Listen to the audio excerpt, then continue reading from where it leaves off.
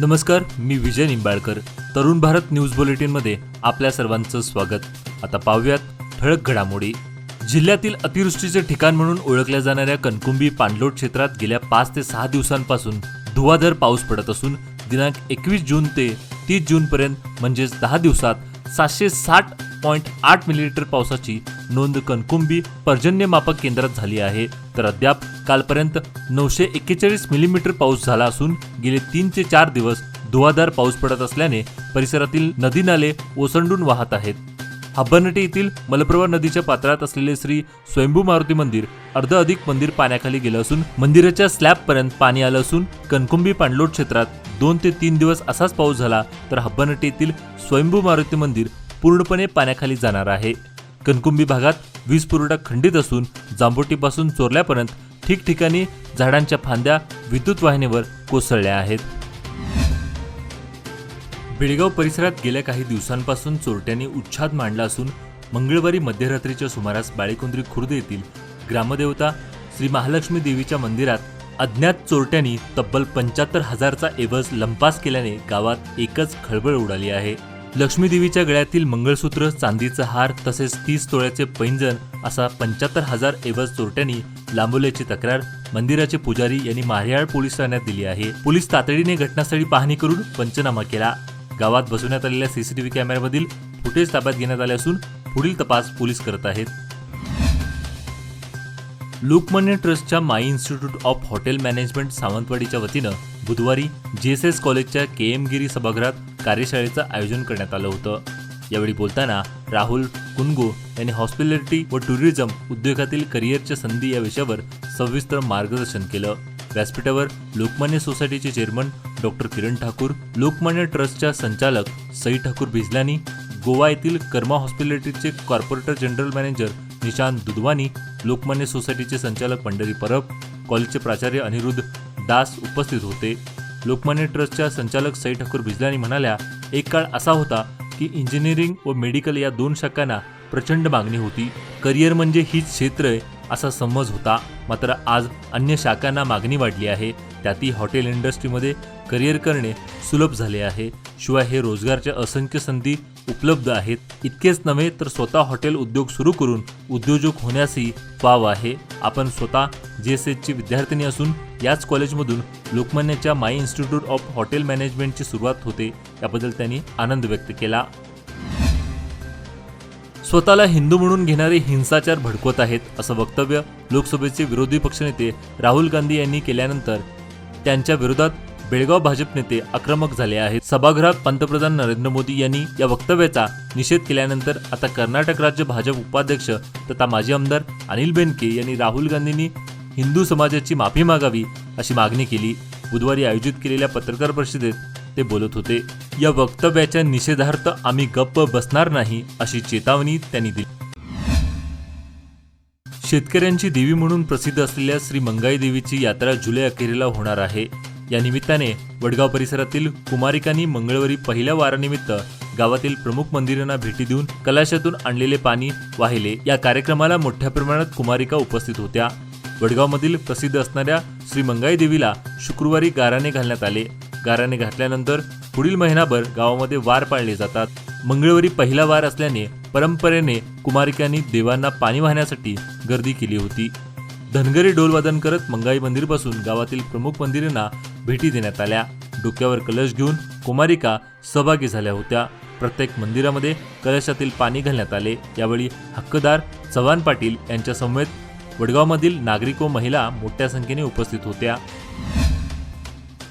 Doctor PG Halakatti फाउंडेशनच्या वतीनं आयोजित वाचन पितामह डॉक्टर PG हलकट्टी यांच्या जयंतीनिमित्त साहित्य शिक्षण आणि परोपकार या क्षेत्रातील प्रतिष्ठ योगदानकर्त्यांसाठी नवीन वार्षिक राष्ट्रीय पुरस्कार नुकताच जाहीर केला. सन 2023-24 या वर्षी बेळगावतील नामवंत डॉक्टर प्रभाकर कोरे यांना प्रदान करण्यात आला.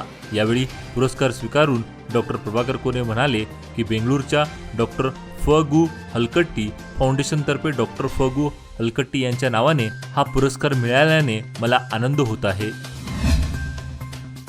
जागतिक पर्यावरण दिनानिमित्त औचित्य साधून पर्यावरण मित्रमंडळ, वन विभाग बेळगाव व मिलिटरी यांच्या संयुक्त विद्यमाने वृक्षारोपण कार्यक्रम हाती घेण्यात आला होता. बेळगाव मिलिटरी हाऊस परिसरात आयोजित केलेल्या या कार्यक्रमात तब्बल 2000 वेगवेगळ्या झाडांची वृक्षारोपण करण्यात आले।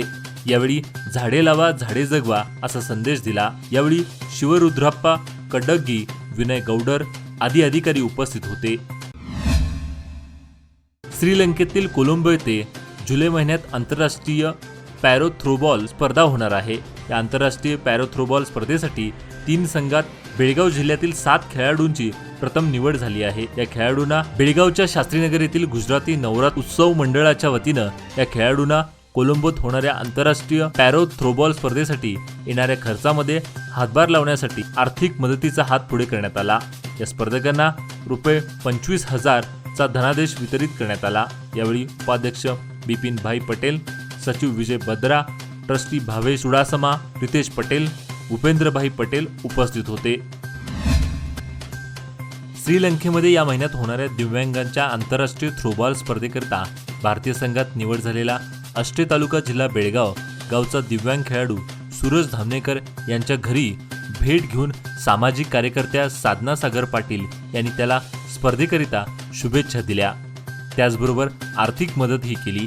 श्रीलंकेमध्ये येत्या 8 ते 10 जुलै दरम्यान होणाऱ्या दिव्यांगांच्या आंतरराष्ट्रीय थ्रोबॉल स्पर्धेसाठी भारतीय संघात निवड झालेल्या बेळगावच्या सूरज धामणेकर, महांतेज होंगल, मनसूर मुल्ला, सुरेश कुंभार, येरन्ना होडापन्ना, मनीषा पाटील व भाग्या मलाली या खेळाडूंनी प्रवास खर्च व इतर गोष्टी संदर्भात आर्थिक मदतीचं आवाहन केलं होतं।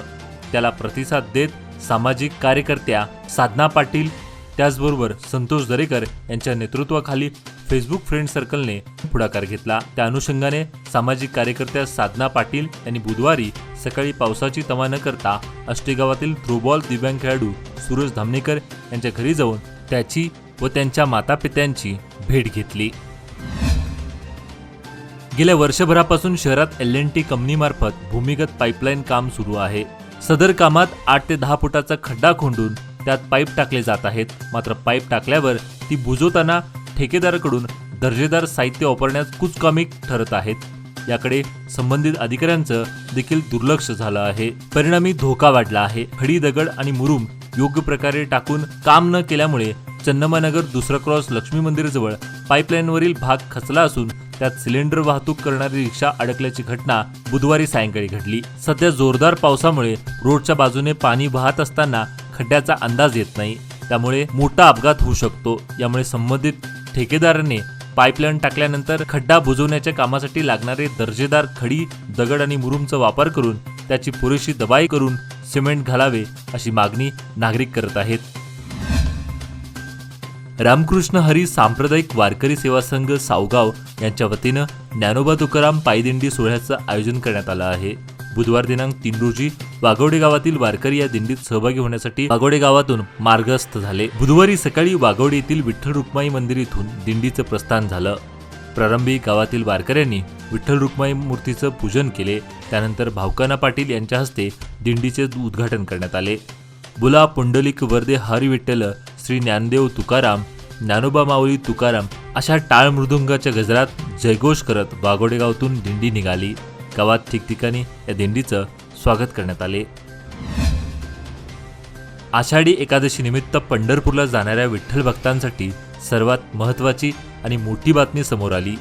आषाढी एकादशी निमित्त पंढरपूरला जाणाऱ्या वारकऱ्यांना व वाहनांना टोल माफी करण्याचा निर्णय राज्य सरकारने घेतलाय। याबाबत GR ही काढण्यात आलाय। राज्यभरातील विठुरायाच्या भक्तांना सध्या आषाढी एकादशीचा वेध लागलाय।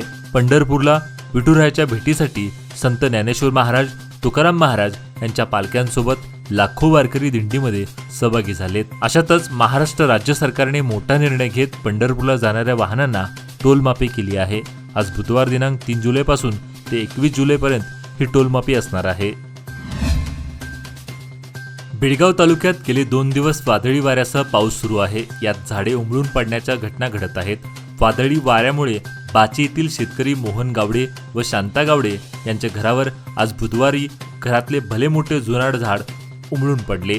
यात घरचे मोठ्या प्रमाणात नुकसान झाले असून सुदैवाने जीवितहानी टळली आहे। दरम्यान याबाबतची माहिती मिळताच संबंधित तलाठी यांनी घटनास्थळी भेट देत नुकसानीचा पंचनामा केला। त्यानंतर स्थानिकाच्या मदतीने घरावर पडलेले झाड हटविण्यात आले। या घटनेत घरचे जवळपास 5 लाखाचे नुकसान झाले असून त्वरित नुकसान भरपाई मिळावी अशी मागणी नुकसानग्रस्त शेतकऱ्यांनी केली आहे. बेळगाव शहरातील शाळा कॉलेजला उजगावमधून बरेच विद्यार्थी-विद्यार्थिनी रोज ये-जा सुरू असते.